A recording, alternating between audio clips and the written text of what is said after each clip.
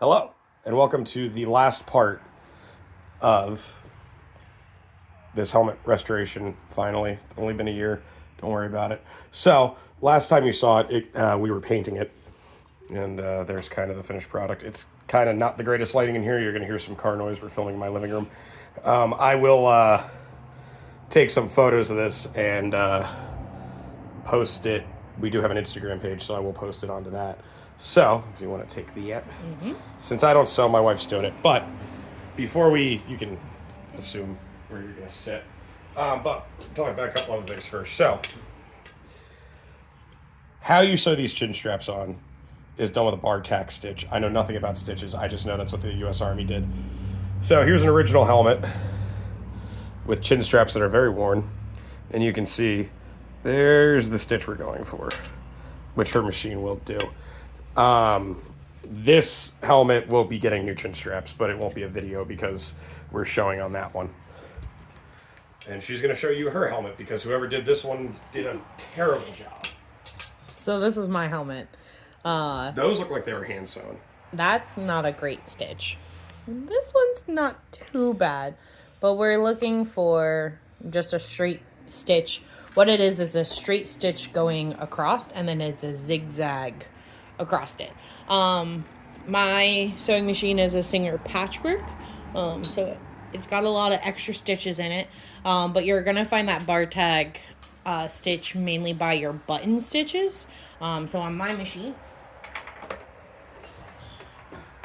just turn the whole machine around. It's going to be, zoom in, it's going to be this stitch 93, if it'll focus. So what it is, it's just a straight stitch going across and then a zigzag back over it. It just helps keep that stitch connected. So I will preface this video with there's not a lot of videos on the internet of how to sew on M1 helmet chin straps, and well, there's one on the internet, and it's probably the best one. It's J. Murray 1944, which these chin straps came from. So, you know, he has the best video on the market, most likely, or on the YouTubes. So, I'll let you continue. So the recommendation is 3/4 of an inch fold over. So I cheated. I measured it out, and then I just put a little Sharpie dot on each one of them, just so I know exactly where I need to fold over from. So, yeah, it's a little helpful. So with this, we're gonna pause, resituate the sewing machine and the camera, and I'll show you what we're gonna do after we get there. So we have our zoom out so you can see that. So the thread she's pointing to up top there on the top of the machine. This is from J. Murray, right? Yeah, that's his helmet thread. With that, I didn't want to spool it into my bottom bobbin. So we just have some Cloak and Clark all-purpose cotton thread. This, I have no idea what color it is, but it's CA00011. It's a pretty close match to the other thread. And before anybody gets on this whole, like, this is what she used actually to hem my wool trousers. You can't quite tell. It's a little bit more greener of a color, but it's close enough. Before everybody gets on this whole thing, this whole rant, hopefully you all, if you're watching this, you're a reenactor, you get the At the Front email /rants that he sends out like twice a week, which are great. There were so many different colors in World War II of olive drab number 7, OD3, khaki, if you want to call it that. It doesn't matter. It matches enough. Alrighty. So we're going to start with our shorter end piece, as I have cork all over my hand stuff.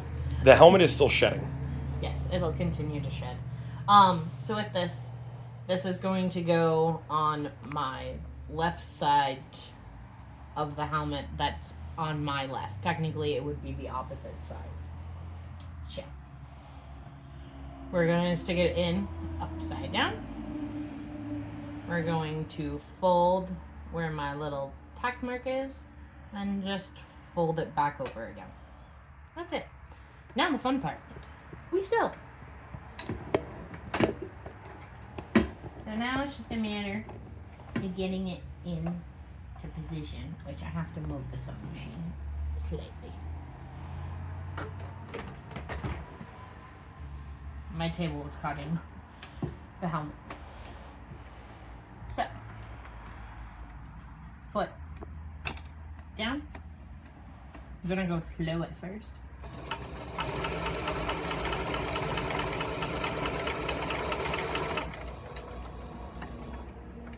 That's it. Quick, simple. Just gotta get it out now. Alright, zoom out a little bit so you can then show your work like a teacher. So you can see why that stitch seems small, because it is. I could start it back a little bit further if I want to. Well, even if you look at, again, sorry for the outside noise.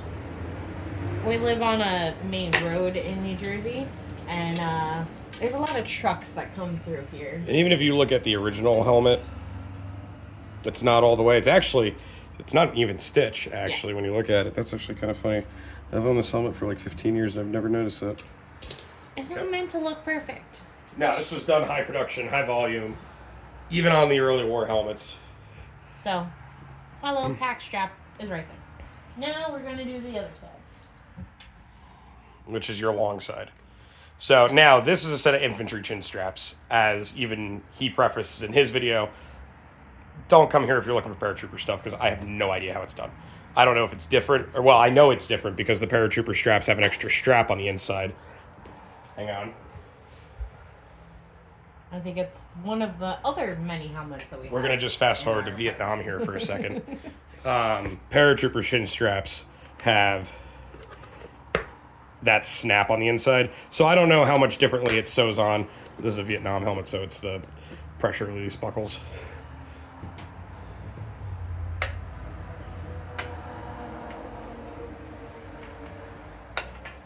I'm being very conservative about our top thread. So right now there's just a lot of extra. I don't care about that bottom thread. That thread does not cost me that much money. The J. Murray stuff doesn't cost that much money. It's shipping. Still money. And don't worry, I had to buy another spool for this video because I lost the original spool that I bought, and then promptly found the original spool that I bought. Alright. So now we're gonna take our long end. This is going to be the same thing. It's gonna be looking at it backwards, so upside down. Yep. We're going to thread through. We're going to go. My tack is on the inside, which I can still see it, so I'm just gonna fold to that line and fold over. As I rub cork off. You ever had dogs that shed? The corking a helmet's kind of the same concept. Now, post video, I have put 3 more coats on this helmet. It could probably use another one. It definitely does. But it's going to have a helmet net on it most of the time, so...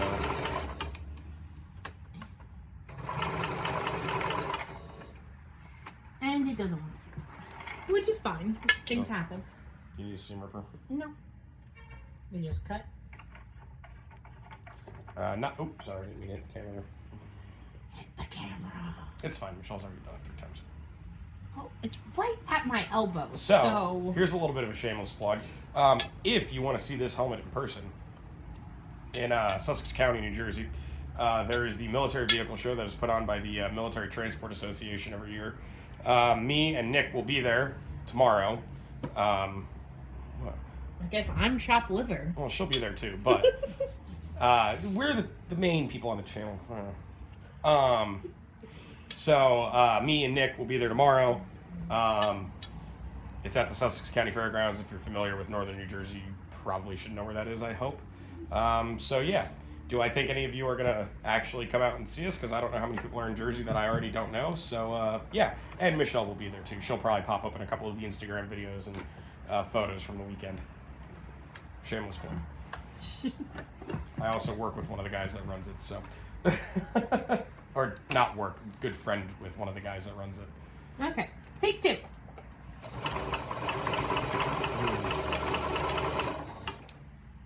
Just I didn't even know your machine had a contact feature. Yep.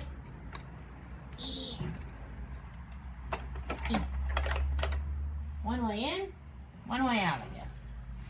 So, she'll trim off the threads on that, and I'm not too happy with it. It's at the bottom of it. what is it? Dude.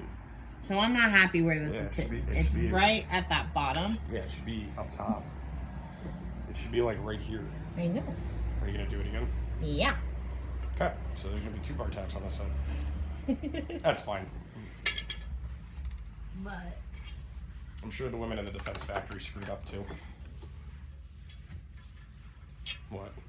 women are allowed to make mistakes. Exactly. That's why erasers have pencils. Erasers have pencils? Why pencils have erasers? And you think Nick and I are bad sometimes? Hey, words are hard. That's true. So you're also going to get a little bit of a bonus in this video because she's going to fix the chin straps on her helmet too. Which I should probably take the net off for you to do that.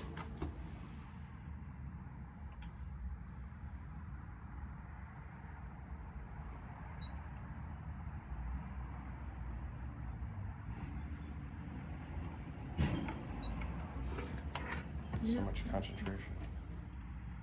Oh, the issue is, I don't know if I'm able to get any closer. You were on the other one. Well, it's how your... Oh, is it because of the bail? Yeah. Alright, we'll put 2 stitches on it anyway, just to... I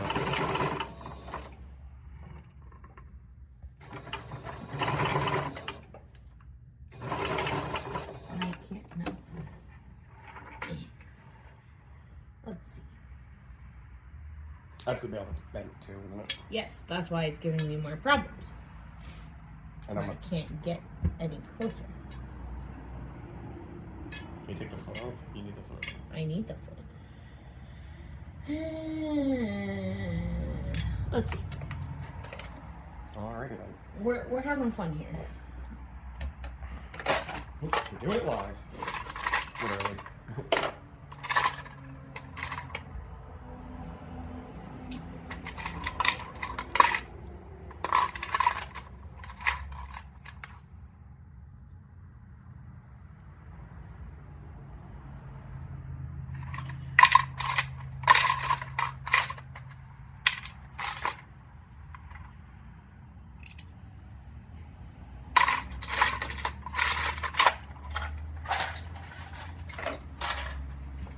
And I went the wrong way, the wrong one. It's fine. Okay. We try this foot. We see.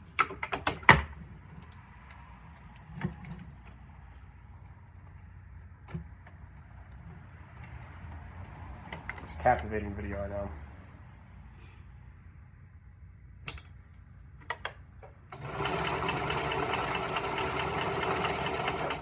Still at the edge.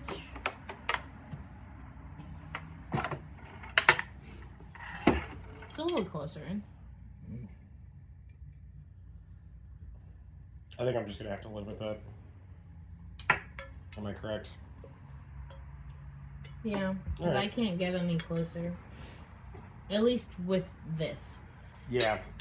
What would be best, personally, is an actual Singer vintage sewing machine, which we do have.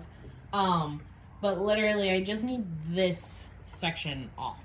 Because if I can drop the helmet more, then I would have So access. the problem with this helmet is this bail when I welded it back on, instead of buying, ooh, you can't see that.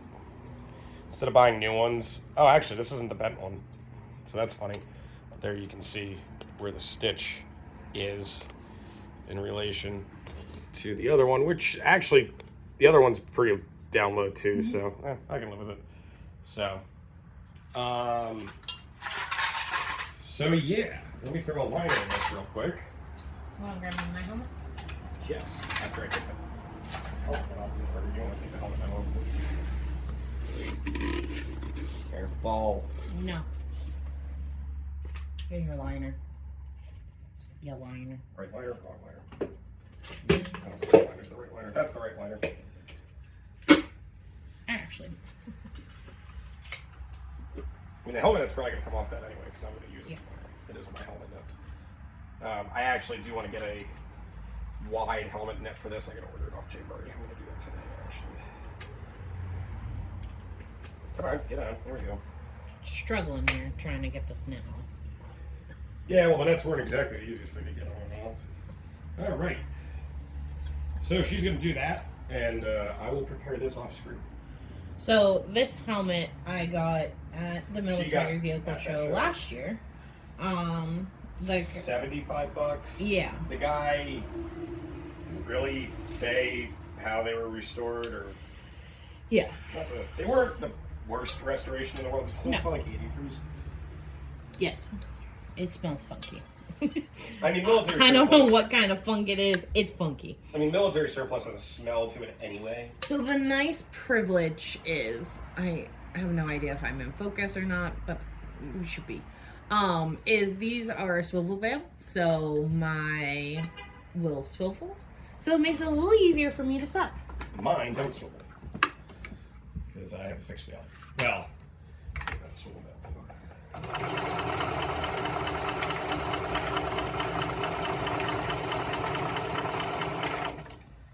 Ta-da.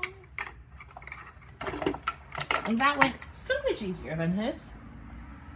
Look at the sarcasm dripping out of her voice. Even the color that this person used to stitch these is a very, very, very dark green. And I mean very dark. Like at least the green that we use that coat thread for, it's at least... Right. I never thought this helmet would be done. Thank you, YouTube, for pushing this helmet along.